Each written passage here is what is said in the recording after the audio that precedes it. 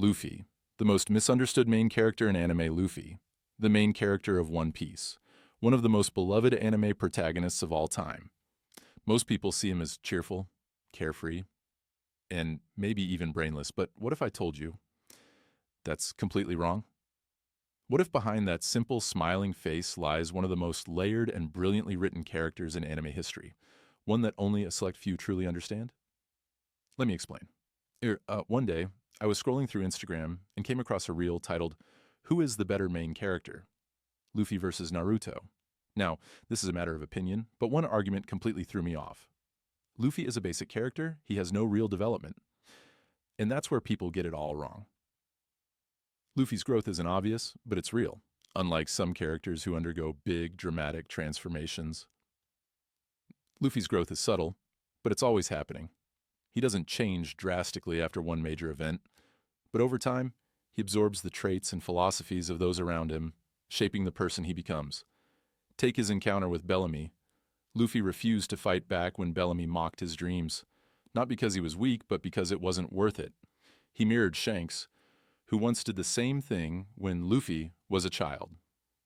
Shanks didn't fight back until his friends were in danger, and when that happened, he acted, and so did Luffy. Bellamy didn't lose because of his words. He lost because he crossed the line. Sabaody. The moment Luffy broke. But one of Luffy's most defining moments comes at Sabaody Archipelago. Up until then, Luffy was unstoppable, a guy who always fought back, no matter what. But then, Kuma happened. For the first time, Luffy couldn't win. He had no plan, no trick, no miracle.